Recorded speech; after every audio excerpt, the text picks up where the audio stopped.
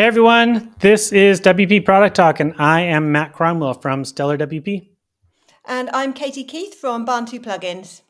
And today we are asking a really poignant question, which is essentially, what would Matt Mullenweg do? When it comes to building WordPress products, there's one person who's done it the most successfully and for the longest period of time of everyone, and that is himself, the one and only Matt Mullenweg. Yeah, we're super excited to have Matt on the show today, and he has very kindly agreed to share some of his experiences, which will help other people to grow their WordPress products. So welcome, Matt. Hello, hello. Great to see everybody. Thanks so much for being here, Matt. We really appreciate it. How are you doing? Doing great. Coming to you all from the redwoods outside of Santa Cruz. I'm on a little bit of a RV trip right now in my Earth roamer. So hopefully the store link and everything holds up. But yeah, looking forward to chatting with everyone. It looks great. It looks absolutely beautiful. That's a beautiful part of the country. I wanted to ask you a couple kind of contextual questions just to set the scene of what we're doing here today. As I said before, you're kind of like the apex WordPress product person. You've been in the space, of course, from day zero, of course, and built a lot of products along the way. But I think a lot of folks would like to. Our audience is made up of a lot of founders who are developers, or founders who are marketers, or founders who are customer experience folks. And I kind of wondered, like, how do you see yourself? Are you what kind of founder are you? Are you a developer type? Are you marketing type? Are you just a visionary leader type? How have you always thought of yourself in this role? That is a good question. And I've definitely thought of myself as doing it all. So probably not the best at any one of those things you said, but needing to do all of them.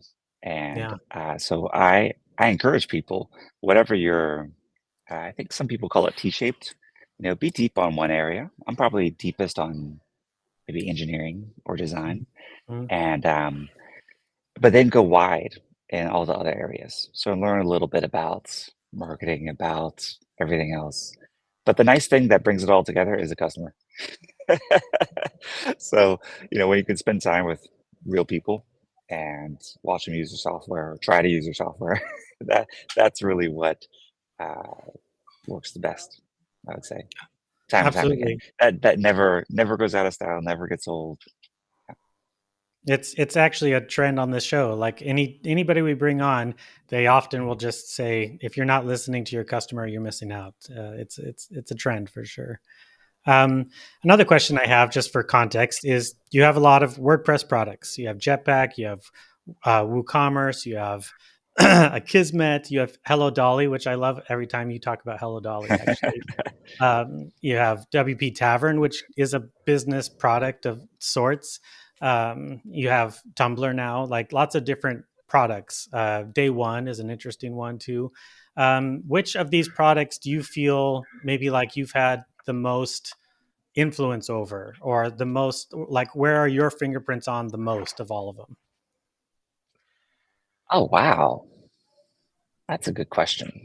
So maybe Jetpack, in terms of like as things we created from scratch. I really love that logo. Of course, the J and the P, and I like, it feels like a logo that has the potential someday to be like Nike, like, and it's iconic. Um, it's probably my favorite of our brands and favorite of our logos. Um, Many of these others, as we get into WordPress and WAPU and everything, like I'm, I might have been part of the spark, but now it belongs to everyone. And so, Yeah, this the W behind you, um, that's a brand that's defined by all of us, meaning that in terms of brands are defined in customers' minds by their experience. The WordPress experience is mediated so much by their host, by their developer, by the plugins they use, everything. So it's really every single one of us in the community is defining what WordPress means to someone, for better and worse. One bad plugin and that end user says WordPress is insecure. you know hmm. So Absolutely. it is a shared ownership in a lot of ways Absolutely. of that brand and customer journey. So that is something we all have to keep in mind, and why I really appreciate folks like yourselves who are encouraging entrepreneurs, developers, product owners to be better at their craft. You know, I wake up every day thinking, how can I be better at my craft? You know, what can I do today? Leave the world a little bit better than I found it. You know, and I think that mentality of constant iteration, constant improvement is part of um, define the WordPress brand going forward. Not perfect, but also better. Nice. Yeah. Definitely. And I love what you said about how many different hats you have, how many areas you cover with your products, because I think that a vast majority of people who watch WP Product Talk have a similar experience. They're generally founders that have many hats, and whether they've grown teams or not, they have been involved in many different aspects of their company. So for the rest of the questions, we're going to divide them into different categories of areas of WordPress products. But first, I just want to say that we welcome anybody who's watching live to comment. You can just comment wherever you're watching this, whether that's Twitter or YouTube or wherever. And we'd love to highlight and ask Matt to respond to any relevant questions that are directly about running a WordPress product business. So let's get started. Yeah, and just to clarify, for this show, I'm just going to be called Cromwell. Just call me Cromwell. And You've given up on the Matt name. if We we went say through Matt, this. it's Matt Mullenweg. So yeah, Yeah, it was bad enough when Matt Medeiros came on, but you've got no chance. So yeah, Cromwell and Matt. Yeah. So we first wanted to touch on product development. So let's use Jetpack as an example as your favorite brand. If you could build Jetpack from ground zero today, what would you do from a product development perspective?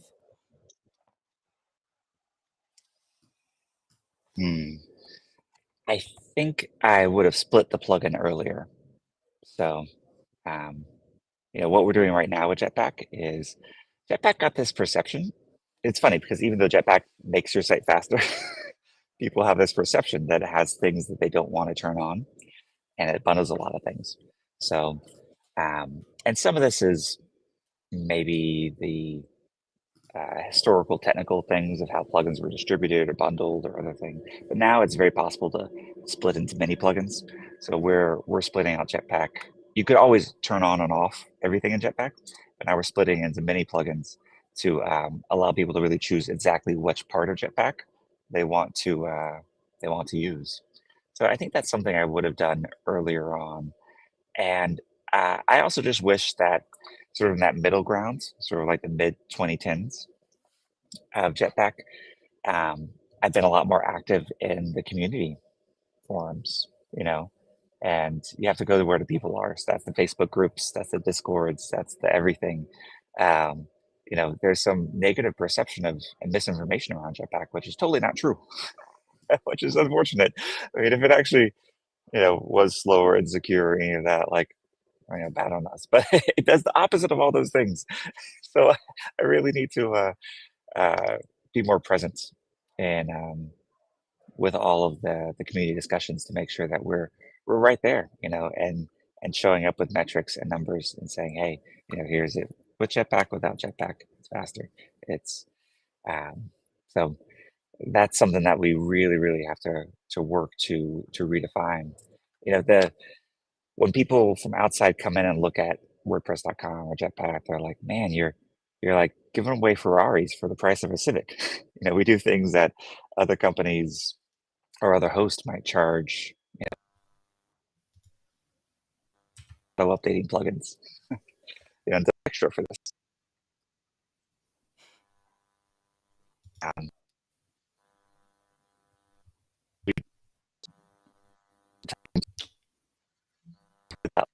with rollback and backups and everything like that.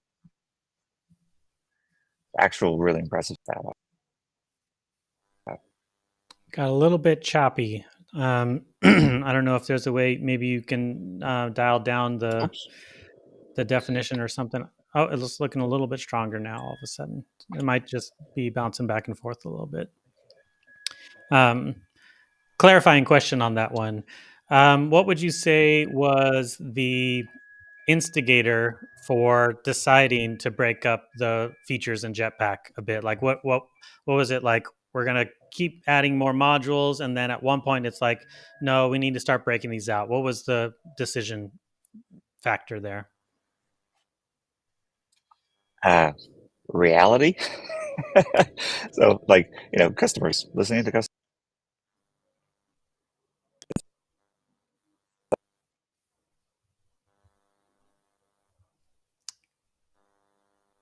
Hmm. You've frozen. Yeah, I think it's frozen. Maybe, Matt, it might be better even to try without video for a little bit. I think you might be able to disable video and we can go audio only for you.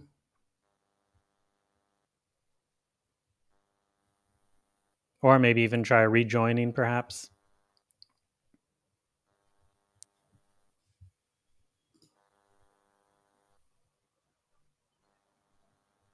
Nope.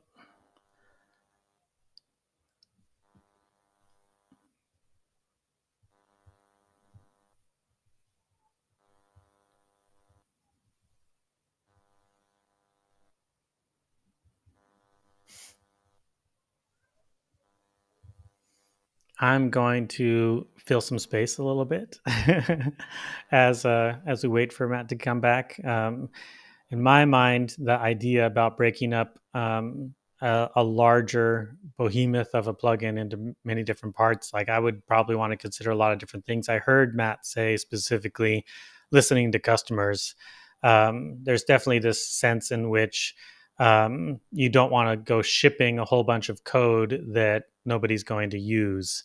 And if a lot of customers are saying, I really only need Jetpack for X, or I really only need Jetpack for Y, that definitely would be a big reason to start thinking about breaking out the X and the Y. Maybe that means that you're leaving some of the features still grouped in something called Jetpack still, while the security aspect is broken up into something unique and different, perhaps. But I think a lot of folks consider these things from a lot of different perspectives. I'll tell you right now, the events calendar in particular is thinking about actually merging some of their features together that were previously separated.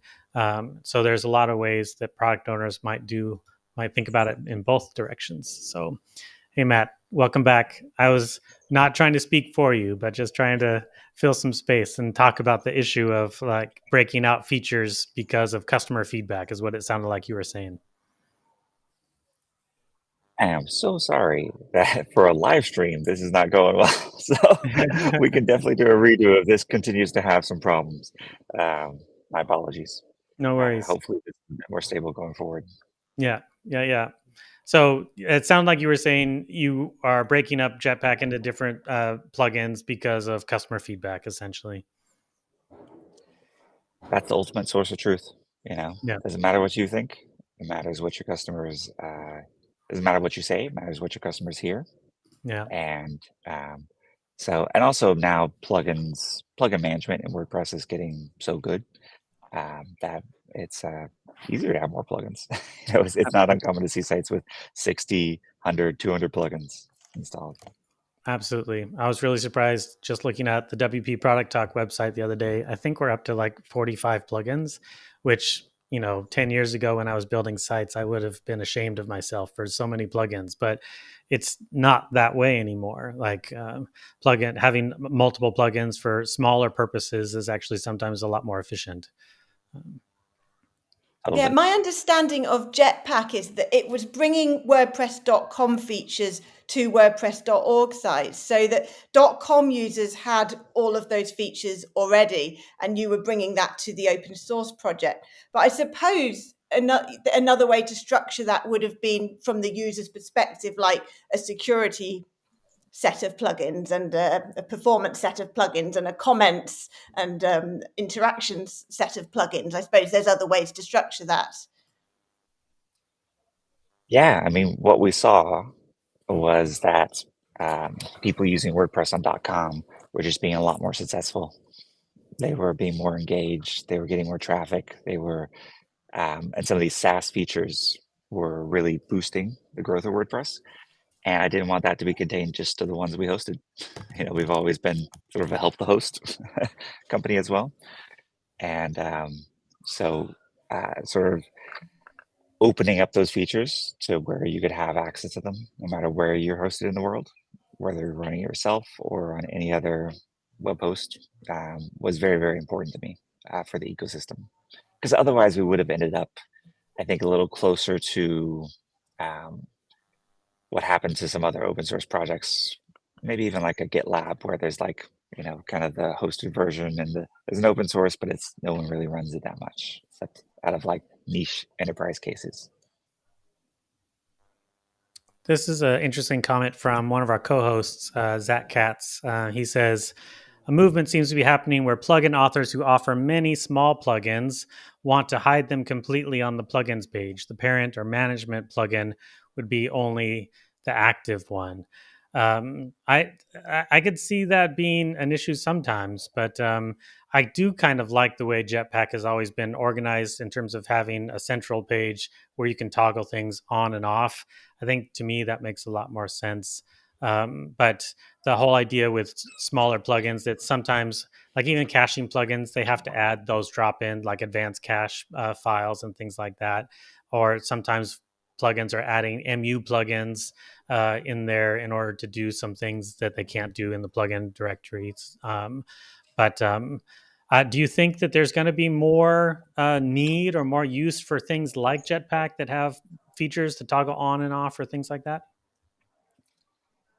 Yeah, very key in the WordPress ethos is customizability. So, you know, I would encourage everyone in the WordPress space to try to give your customers as much customization as possible. And yeah, so I'm not surprised customers are asking for that. Yeah.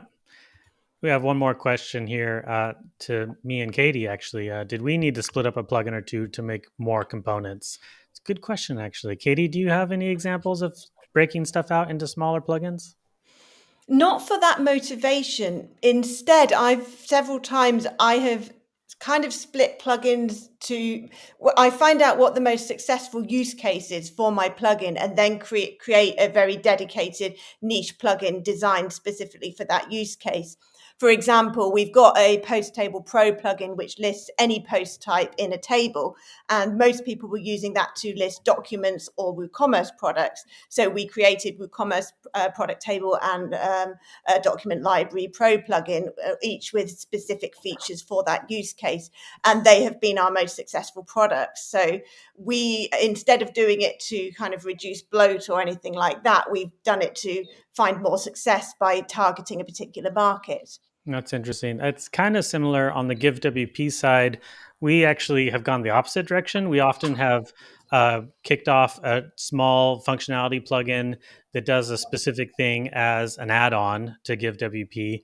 And then over time found that customers more and more said, oh no, this thing, I really need this thing. And why is it not in the core plugin? And so we kind of have taken some of those smaller ones and put them into the core plugin. So we've kind of gone the opposite direction sometimes. I would say WooCommerce is probably going the direction of Give WP as well, where some things that right now are extensions probably are going to go into core. Yeah. And because again, customers want that integration for something that's really key. So I think you kind of have to listen to them. You know, previously I was trying to drive this purely on a technical point of view, you know, like from an engineering and how your customers think about what you offer might be different from how you think about it. Absolutely. Yeah. Okay. Next question up is about customer experience, which is what I love to talk about the most. And we kind of touched on it a little bit already, but over the years, you have overseen a lot of ways in which customer experience is hold on, I lost my, where'd it go? The note moved. There it is. Over Sorry, the I years, did delete the you've previous one. overseen a lot of ways in which the customer experience of products has evolved or changed in the WordPress space. So how might you rethink customer experience for any of the products that you oversee today? Maybe a little bit, you're just touching on how customer experience is impacting WooCommerce specifically. But what are some of those examples that you could think of? Mm. Well, something I've been doing, I took a sabbatical this year for March and April. And basically every day since I've been back, I've been doing customer support. Mm. I've always admired And that Automatic has that ethos that you all have folks go through support as part of their onboarding, right? Do you still do that? we still do that. That's And we amazing. still do the rotation once a year. Mm. And we're calling this a mega rotation because I'm going through every single product. We have actually dozens. and really looking at all the nooks and crannies of how people interact with us. And that's the forums, that's Twitter, it's Trustpilot, it's all the places where people can give you feedback, and making sure we're showing up well in all of those, and also taking it as feedback for what we could be doing better. Absolutely. I think something that you're going to see Automatic improve a lot in this year is some of our, particularly on the WooCommerce side, some of our own plugins don't have great ratings. And so it's like, well, yeah, of course, if someone's rating 3.5 stars, 2.5 stars, yeah, you're not going to choose that plugin. Yeah. You're in the store or Amazon. And so the unfortunate thing is sometimes people are choosing plugins that have other issues but have higher ratings for various Yeah. reasons. Mm. So that we got to address. And yeah, that is, I think you have to be where the people are for all of that. And it's easy to get in silos, particularly as you scale, as your company gets bigger and bigger, where different parts of the company, or even as support gets professionalized, okay, these people are watching the tickets, these people are watching socials, these people are, and when that breaks down, you might lose the holistic picture of how people are experiencing, or some amazing customer insight that you wouldn't have gotten otherwise. Yeah. So Absolutely. if you I'll can say get to the ground truth as much as possible, I think that really, really helps. absolutely. I will say, as somebody who, on the Stellar side, I am overseeing all of the reviews that come in, especially on .org. And every time we get a 1-star review, I always cringe, and it's like, oh, here we go. Let's go through this. But I will say that I've never seen an onslaught of 1-star reviews like the Gutenberg plugin got when it was first launched. And I don't know, how do you receive that feedback? How do you process that feedback? What's your take on negative feedback like that? Well, yeah, I think that was people voting. So some people really didn't like the idea of blocks and really like the classic of it. That's fine. And you know what? When Gutenberg launched, it was a 1-star. It wasn't very good. We were building it in public and we said it was going to take 10 years. Yeah, So, yeah, honestly, over that 10-year, I expect the first couple of years are going to be 1-star product, next couple 2, 3. I think we're kind of in the 4-star phase right now, where it's yeah. actually getting pretty slick for a lot of use cases. For some people, they might still consider it a 3 or 2, but um,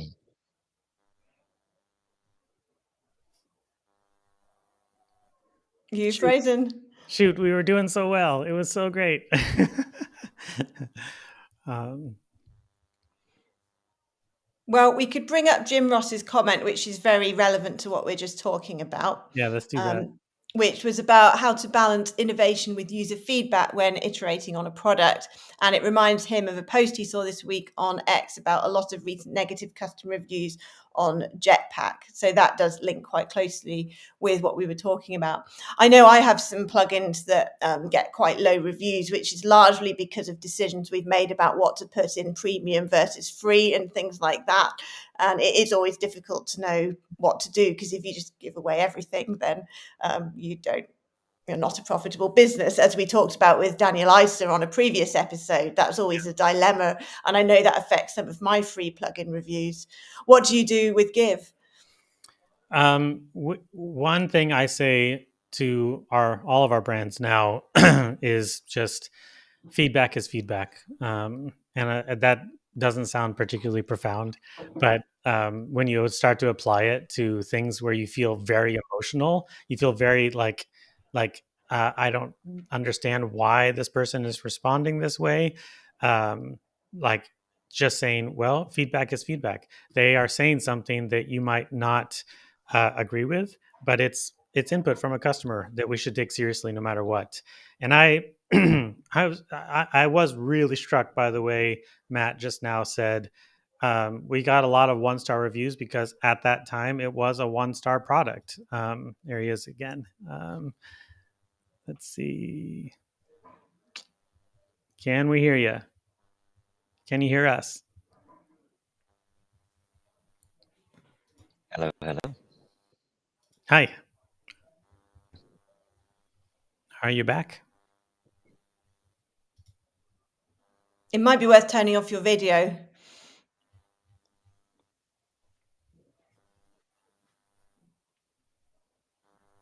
Almost there. It's trying.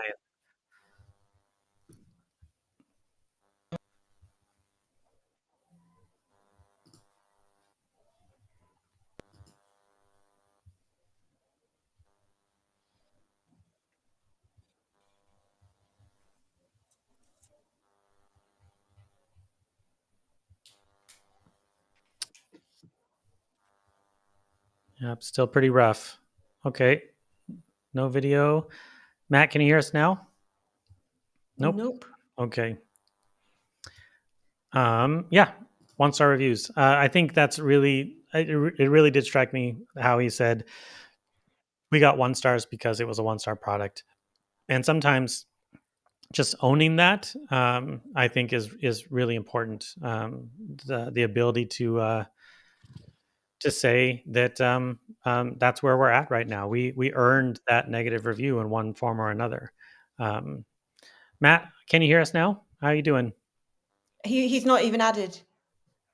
He should be added, actually. Oh, because he wouldn't be visible. Yes.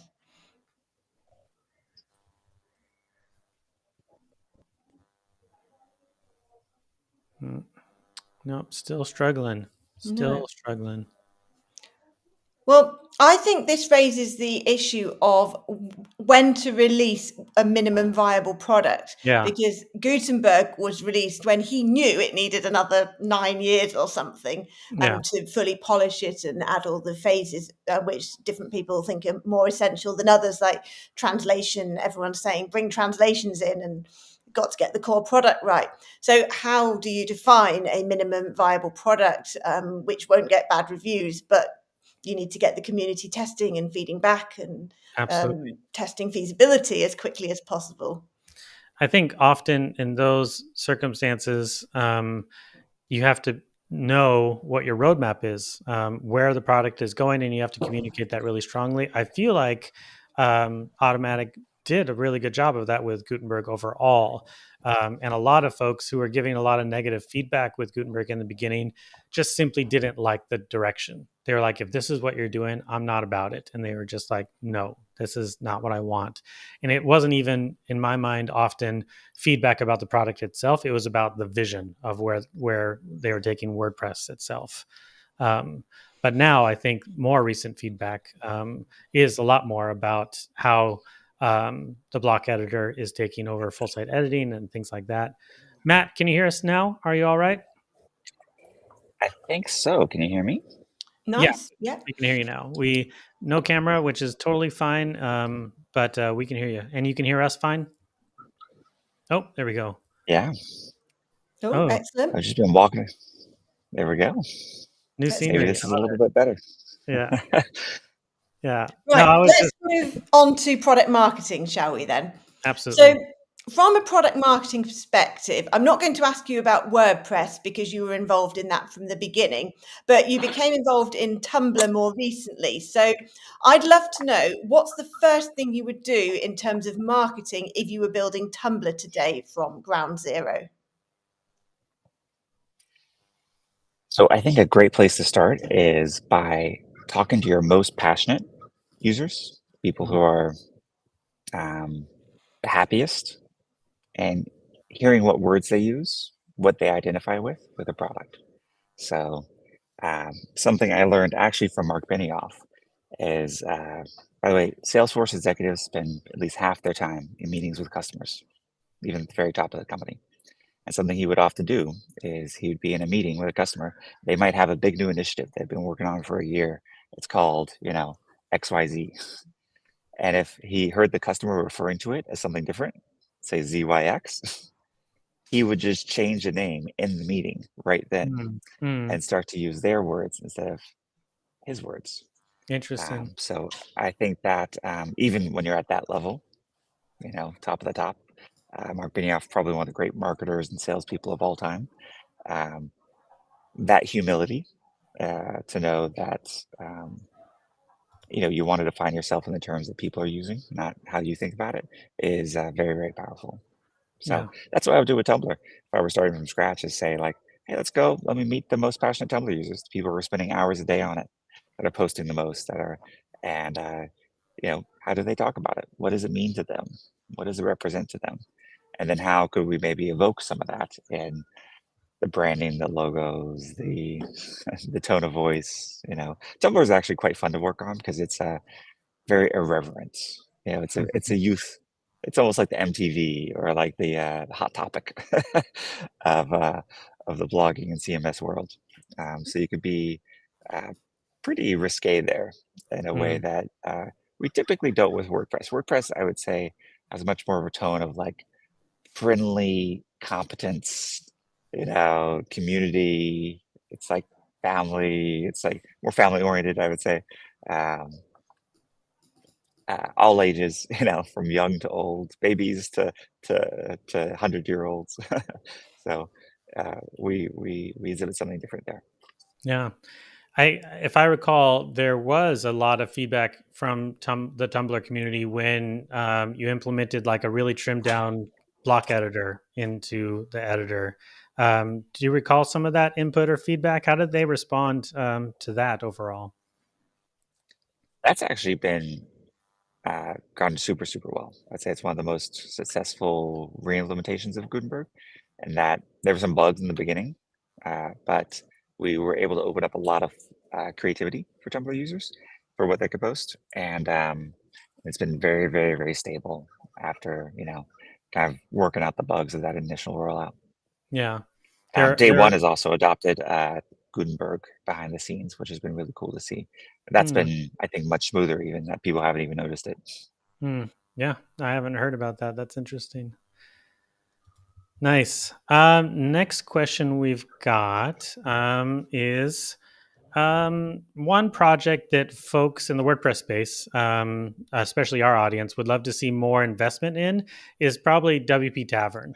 And basically, same question. I mean, I know Tavern right now is in a little bit of flux at the moment, but this subject is really about business from a business perspective.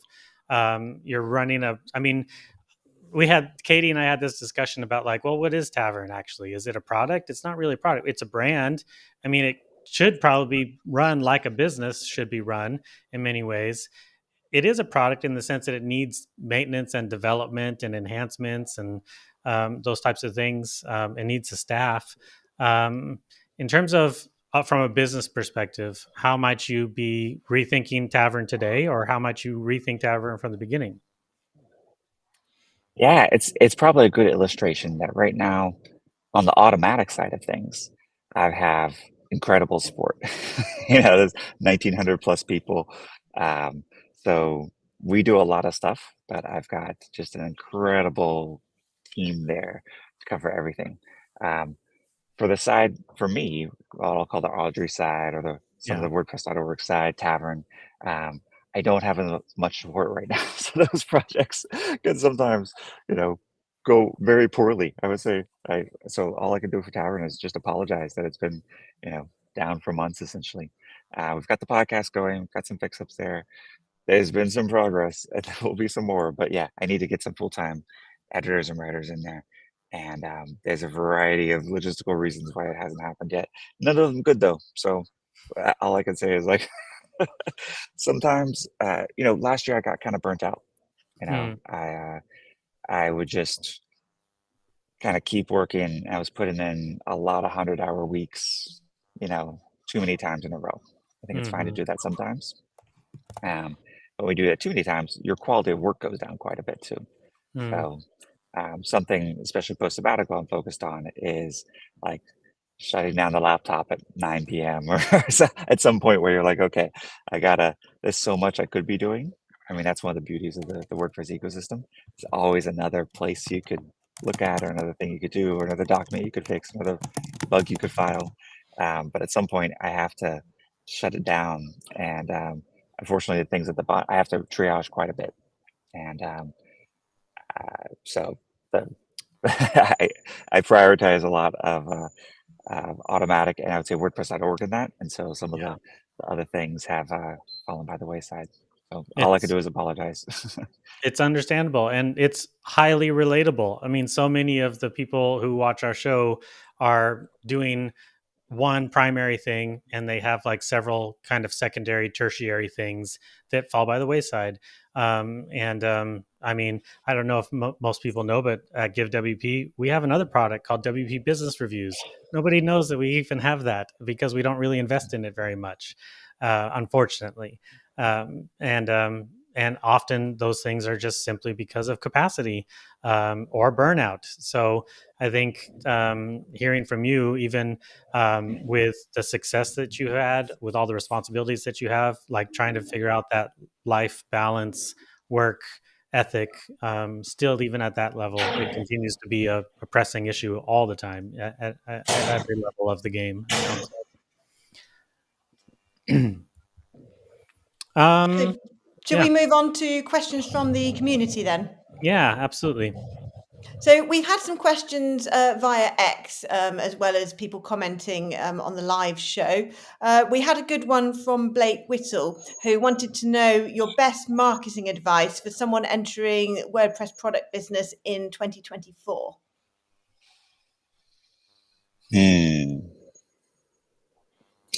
I feel like y'all could answer this better than me. So why don't we go do a quick round? I will, Matt, Katie, why don't you say one thing and I'll say one thing at the end. Nice. Yeah. Katie, you want to go first? Content marketing. That's my best advice. Do it. Do it a Yeah. lot. Yeah. Entering the product business in 2024. Honestly, one thing I've been challenged by is seeing some of these newer products that started off by building a huge community first. Like they don't have a product yet. They they built a community, and sometimes they build that community through a YouTube channel or through a Facebook group or through an email newsletter. They build an audience around a specific subject that they happen to be an expert in or have expertise in, and insight in, and then later, once they've built that community, the product is a soft launch. It's easy. The people are already eager for it, already looking for it. They already look to you for insights for what that product solves, and then you're just like, all right, folks, here it is, and then it sells really quickly right out of the gates on the first day. Of course, you still have to grow and build after that, but I've been really challenged by that approach that I've seen several other folks do really well at, and I kind of want to try it myself someday. But yeah, start with the community first and then launch the product afterwards. I'll build on that to say, especially in the earliest days, don't discount in person, the Mm, power, and you will be your best product ambassador. You understand it top to bottom, and so go to meetups, go to WordCamps, find go to non-WordPress meetups, but it might be related to whatever area you're in, and find where the people are, and get to know them. Your first customers are one of your biggest treasures, and also I would say to cherish that starting point. It is so much fun. You will look back at it. If you're very successful, you'll look back at those early days, the 0 to 1, with a lot of warmth. So, um, yeah, that's like, enjoy it. I know it feels like a sometimes a grind. And by the way, a lot of things won't work. That's Failure is very much part of it. Yeah, The it's story hard that to doesn't get know, told as isn't much it? as, You don't have that yeah, hindsight to know that all your hours that you're doing now will pay back and that you will look back from a position of success. I fail all the time. I guess we just talked about one with WP Tavern, but even like when WordPress was starting, like there were tons of other plugins I had written. There were like, I was going to actually fork WordPress into the CMS press or something. I was going to call it multi-pattern. It was going to be the CMS and then be a blog and there's all sorts of stuff. And Mm, just try a lot. So don't feel mm. bad to fail as well. Yeah. I like to remind folks often how WordPress itself was marketing wise successful by not marketing itself, by meetups, and what eventually became WordCamps. Just boots on the ground, talking to people, trying to show how you can build websites with this new thing that's out there. Because a lot of people in the product space in WordPress right now, they often question like what's the value of going to WordCamps. Like my customers aren't at WordCamps, it's really all of my competitors are at WordCamps. And me personally, I don't know, I don't feel like I have like a number or like a specific way I can datify the ROI of WordCamps. But my personal experience is I know with certainty that GiveWP was successful partly because of our huge presence at WordCamps. Like it feels anecdotal. It is anecdotal, but I can't deny it. I can't deny that I know that there is something there. There's something for sure about just talking to people all the time about your product, and then 6 months later, they're like, "Hey, I remember I met those folks," and they try it out, and all of a sudden they're a big ambassador. So, I am a big fan of the meetup approach of the day one WordPress got successful by meetups kind of approach. I don't know. Does that resonate with you still, Matt? Yeah. And, it's not the number, it's the quality of those people you're meeting. And, don't forget the ripples. So maybe you only talk to, 5 people at a WordCamp. But those 5 people might build 500 sites per year or influence others. So, yeah, never discount the ripple effects of that as well. Absolutely. Or you might meet someone who you're going to hire, or like that. These connections can really change your life in so many ways. And yeah, I do try to optimize my life in general for that serendipity. Mm, If you kind of like optimize for luck, you know, what are you going to do this evening? You can go out or you can watch Netflix. Which mhm, one is mhm, probably going to give you more chances, more shots on goal for, luck or serendipity, meeting mm. someone or having some experience? Um, so, yeah, how Nice. can you sort of orient your business to optimize for luck and serendipity as well? Matt, I know we said that we want to try to keep it at 45. Can we keep you for just a little bit longer? Absolutely, especially now that I seem to have found the spots Yeah. that's a little more stable. Hey, and by the way, happy to do a redo on this, and I'll do it for one of my like 10 gigabit fiber like office layers with really good everything. Um, Awesome. Well, we'll hold you to that. Got another question from the community. Bo Frankema reached out on X and he said, "Are there any specific gaps in the market that have been overlooked? Which type of products do you hope to see emerge that would benefit the WordPress ecosystem the most right now?" Um, that's a good question. Like, what's going on for website building? What's going on for CMSs in general? That plugins products could help serve that need better. the thing that's biggest on my mind, I don't know if this is necessarily commercial products, is the data liberation aspect. Hmm. So, as partially because of WordPress's success, lots of proprietary competitors and other things are trying to get people to spend their time and publish on these other platforms, which are not free, which are not open. And that is, I think, um, I feel bad for people doing that because they're going to get the rug pulled out from under them, just like people who put all their eggs into the Facebook basket or put all their eggs into the Twitter basket or something like that. Like, Yeah. If you're listening to this podcast, you probably know that like open source is so important. Having people at your domain, having a direct relationship to your customers. So I do think that we could do a lot better with kind of allowing your WordPress to be your home base, and then broadcasting out to every single possible other channel, but in a way that's doing it sort of natively to that channel, not just kind of like an auto post, but actually allows you to interact and tries to bring those interactions back to your site as much as possible. So Yeah. that's definitely a gap I'm feeling right now, and I love that because if nothing else, WordPress will always be the most open platform. We want to be the Yeah. easiest to get into. Also the easiest if you ever want to get your content out or whatever, like it's all there. It's all yours. Just to clarify for anyone who might not be super familiar, when you say data liberation, there's a project, a data liberation project specifically on .org, mostly through .org, right? Yeah. That's all about helping any of the closed system platforms migrate from that system to a WordPress site in one form or another. What's the status of that project in general? Is there movement and momentum there still? Yeah, as I talked about at WordCamp Europe, it's actually been a very slow start.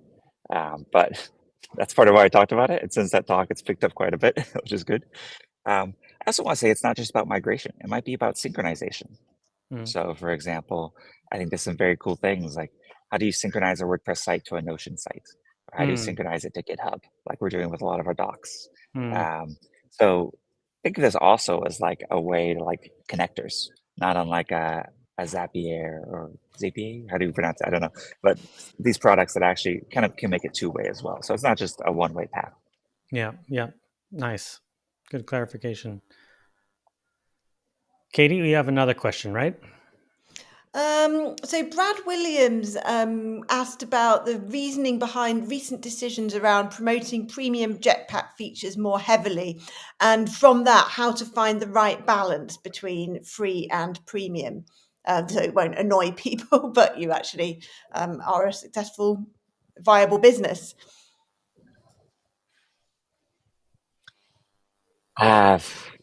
It's interesting. Earlier, we were talking about sort of that breaking things out from the plugin or pulling things in. Yeah. You talked about how Give, you're pulling some things in, or WooCommerce, we're pulling some things in. In Core, we're pulling some things in, that might have been plugins before, but they're going to be in Core. I feel like this is one of those things that's a pendulum, and you're always going back and forth. I think it was maybe Jim Clark that said, all the money to be made in the world is from bundling and unbundling. The internet kind of unbundled cable, and now like it's being rebundled, right? Like now you sign up for your telephone plan, and it comes with Amazon or Hulu or whatever it is.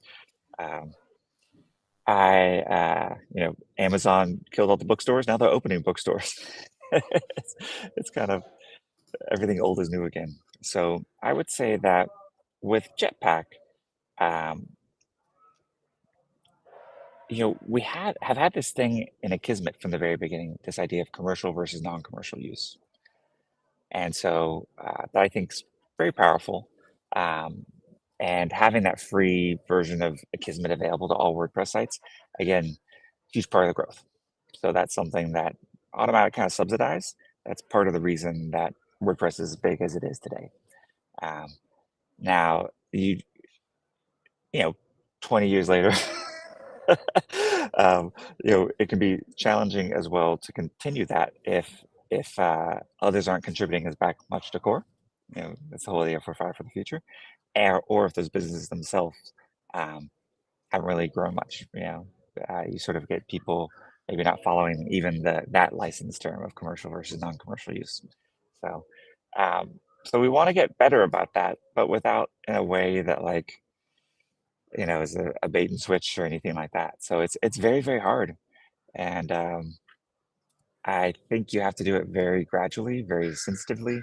Um, do it in ways that perhaps recognize people that might be contributing to your product in non-monetary ways. So something, I don't think we're doing this for Gizmit right now, but I would love something there where maybe you're the best at identifying spam and your site gets a lot of it and you catch it really early. So maybe you get the free version just because we want to say thank you. So think about where you can build in generosity as well. How can you recognize your earliest customers? Pocket Cast, we have this. They sold some lifetime subscriptions early on. And as you know, I'm not a fan of lifetime subscriptions, but they did it. So we're going to honor that.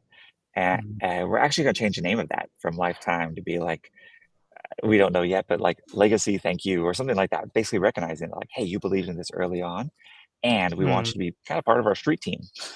Like we want you like really actively involved in our forums and promoting Pocket Cast, and like you've got this magical golden ticket that gives it to you free for life. So now how can we also sort of like get you really involved in defining what the future of something like Pocket Cast looks like?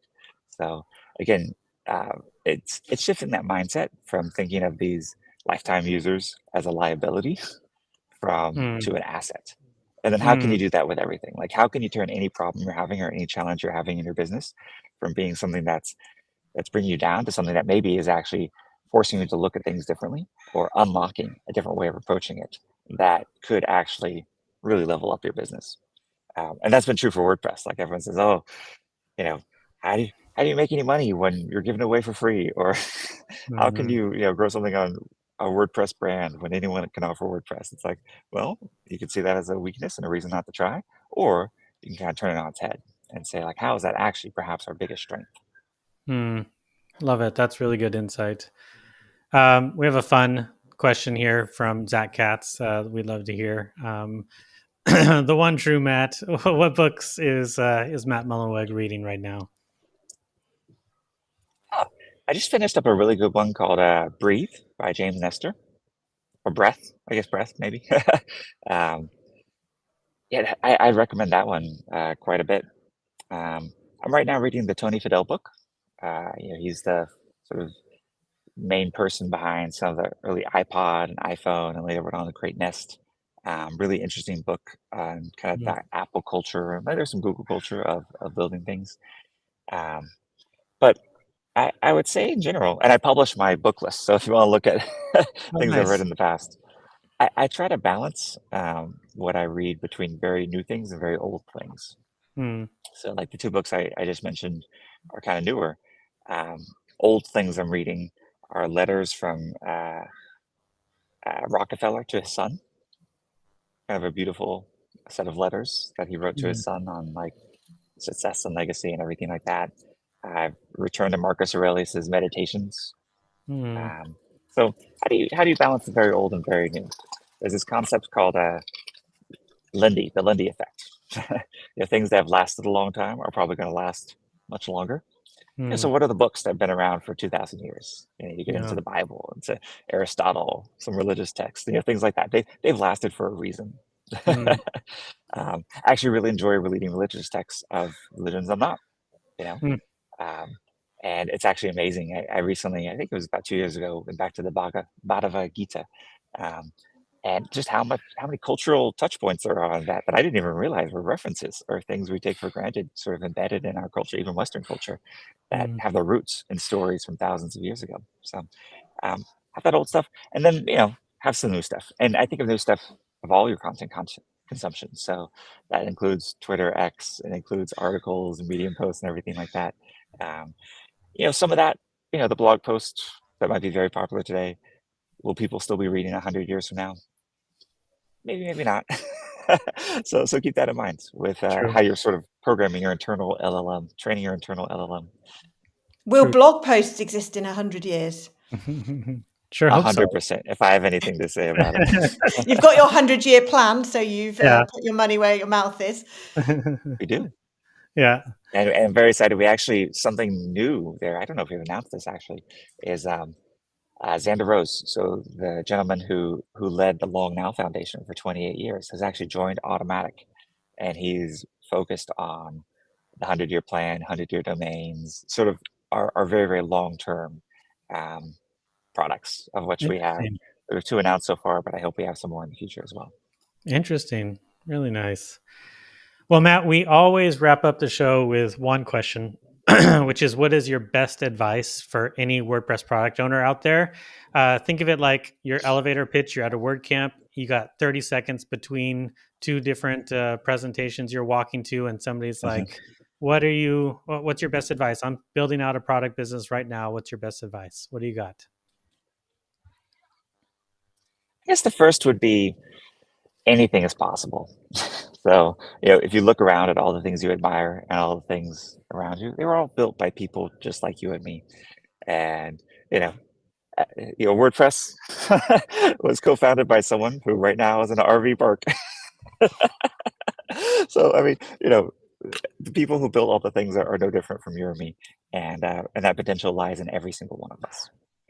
Don't, no matter where you come from, no matter what you feel like the cards you were dealt when you were born, you have the ability to change that any given day. And then second is, learning today is bounded only by your work ethic and curiosity. I truly believe that. Yeah, it's easy to think like even 40 years ago, books were in a library.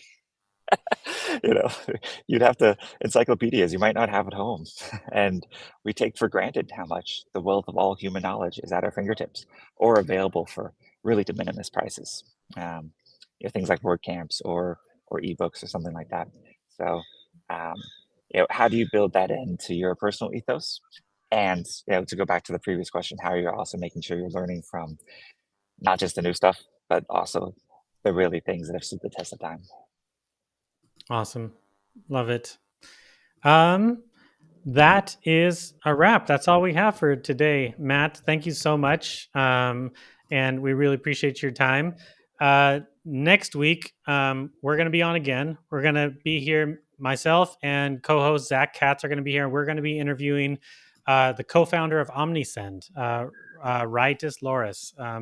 And he's going to talk about his shift from Shopify, being primarily Shopify oriented, into starting to focus on WordPress a bit more and talk about the differences between those two communities. So I'm excited about this. That's a good example. I just learned about them at WordCamp Europe. So maybe a good example of why to go to WordCamps. And they're making good use of WordCamps. They did a really good job. They came out really strong. Yeah. I want to say a big thank you to Matt and Katie. I think what you do is awesome. Thank you for doing this podcast. Thank you for you all both share a lot, so you learn and share, which I think is really, really powerful. And so just want to thank you for your contributions.